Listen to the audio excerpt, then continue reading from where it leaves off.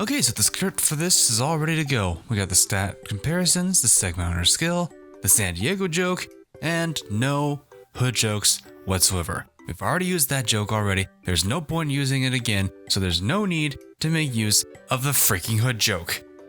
I just said it. Oh god damn. Alright, next up in our reviews is the battlecruiser for the Royal Navy, HMS Hood. Now, as I have mentioned in Amagi's video, there aren't a lot of battlecruisers in Azur Lane, even less so SR ones. Now, does Hood, like Amagi, stand out for more than just being one of the few battlecruisers? Well, there's a good chance you're already familiar with the reputation that she has gained over the course of Azur Lane's existence. So let's take a look at her and see if she can actually hold up to her SR status. Much like I did with Amagi's video, I'll be comparing stats against the only other battlecruiser of Hood's rarity. While I will cover stats for Amagi here, I will not be talking about her much in this video. If you would like to see the video on Amagi, then you can check that out here. When compared against Amagi, Hood is more survival focused. On this particular survivability side of things, Hood boasts a drastically higher health pool than Amagi does, so that'll allow her to last longer in the fight. Both have medium armor, so they'll be okay against most guns save for AP guns and BB guns. Hood also has a considerable difference in her anti-air stat, so she'll take a lot less damage from planes than Amagi does. Evasion-wise, Hood barely loses to Amagi, but both are still low enough that they're very likely to be hit.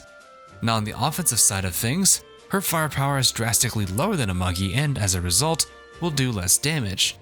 She also lacks the torpedoes that Amagi has, but it's important to note that most backliners generally don't have torpedoes. Nonetheless, she doesn't get the little extra damage Amagi's torpedoes can bring. As for reload, Hood does beat Amagi in that regard, but the difference won't be significant enough to notice. The noticeable differences of Hood's overall health and anti-air stat make her quite the tanky threat for enemy ships to deal with, but this does come at the cost of a weaker overall damage output. These trade-offs are still very much present in Hood's overall stat line even at level 120. While Hood does get some nice boosts overall, one cannot overlook her health pool reaching well into the 8,000s. Maybe she should hang out with the Germans with that health pool. Wait, no. Did I really write that? Oh my god. Why? Why did I do that? Anyway, looking into her equipment efficiencies, Hood does barely beat Amagi in her BB gun efficiency. When it comes to their secondary gun, however, things are drastically different. Amagi beats Hood by a good 30% margin. On top of that, Hood is also unable to equip CL guns, so she may occasionally struggle with suicide boats rushing her, as DD guns might not have the range nor the damage to take them out fast enough. Thankfully, she does gain 2 additional secondary gun mounts, so that can help with defense a little bit. Lastly, Hood does beat Amagi in her anti-air gun efficiency, and has an overall better anti-plane capability than our poor sick Fox does. Now, Hood's survival-focused stat line is impressive, but this stat line isn't enough for her to have the reputation that she has among many.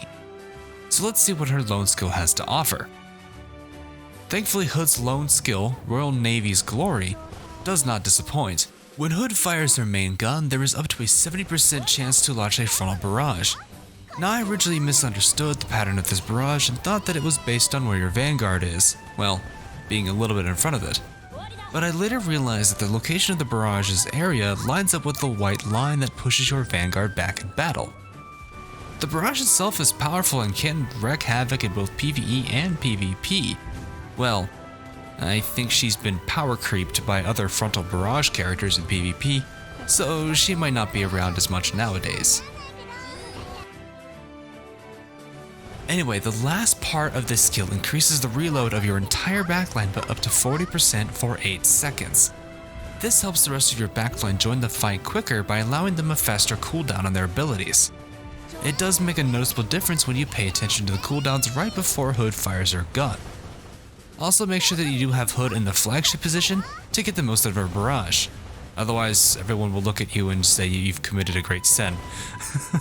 Trust me, I know already.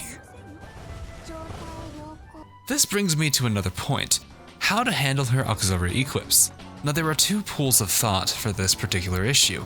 The first relies on using auxiliaries that boost her overall hit so that she doesn't miss her shots. The This allows her to keep her damage up instead of completely missing her shots. Battleships and battlecruisers do struggle with low hit stats, so this can be extremely beneficial in the later stages, where each shot does count.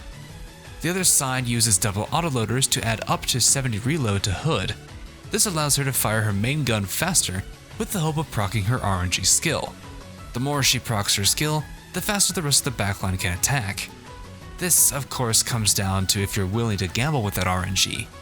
In later courses, her low hit stat might work against her as she might miss most if not all of her shots against targets. Now, generally my argument about double autoloader is when a character's reload is below 100, as that reload will work against them. Using them can easily bring a character's reload above 100, and I've seen that boost their fire rate by 6 to 7 seconds. These characters generally are low level and not yet enhanced. However, once above 100 reload, there is a diminishing return as you continue to increase reload further and further. So I'll leave it at this: you can use the double autoloader, but don't be surprised when Hood's DPS starts to go down because she's missing most of her shots. But now for the most important question to ask: mob or boss fleet backline? In all honesty, she works quite well in both of them. Her barrage can do wonders in mob fleets, and the buff can help your other backliners contribute to those fights as well. In boss fleets, she can handle a good amount as punishment before sinking, and of course the buff still does help to shorten the fights against bosses. You see, back when I did a video for Laffy, I mentioned how her consistency works in her favor. Hood is similar in this case. Her stat line gives a nice all-arounder feel. The barrage and reload buff allows her to contribute well in terms of damage. Meanwhile, her health pool and anti-air stat allow her to handle incoming damage also pretty well. So no, you won't need to rely on San Diego as much if you're using Hood rather than Amagi. But, you know, now that she has a retrofit, that doesn't mean you can't use her, right? I mean, she's still the #1 CL right now, right? Jokes aside, this consistency is definitely nice to take advantage of. I have used her as the solo backliner alongside some of my solo Vanguard members. She's a pretty solid backliner to work with, and the barrage does more than enough to help in 1-1 fleets. It's a bit sad that the buff doesn't help her out that much when she's on her own, but if you have the right gun on her, then it's not much of a concern in the first place. Now, if you do use her in 1-1 fleets, then it's very important that you rely on hit tech rather than the autoloaders, as we've discussed earlier. One other thing I do like about Hood is that her skill synergizes with a lot of backliners, save for any ships that have a frontal barrage. Amagi has an IJN restriction on one of her skills, but Hood can easily work with really any faction. This does give her some nice flexibility in designing fleets with her at flagship. Overall, Hood definitely is a solid backliner to work with. Her stat line does give some nice advantages in all areas of sorting, and the buff skill does provide a nice bonus for full backline formations. She is a ship girl that does require the flagship spot, but thankfully her health pool can help justify that allocation.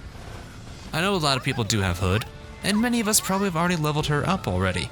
And for those of you who haven't, well, she's definitely worth the time and resources, as she's pretty invaluable for it. She's also a pretty nice waifu, so there's that as well. I'd like to point out that the swimsuit skin has a little repulse plushie in it, and, you know, that's perfectly fine by me. And that will be all for Hood. Hope you enjoyed and that this will help you in your future sorties. As usual, the list for future ships is on screen now. I know that a lot of them aren't visible here, so I do have a Google Docs sheet for those that are curious. Link for that particular Google Docs sheet is in the description below.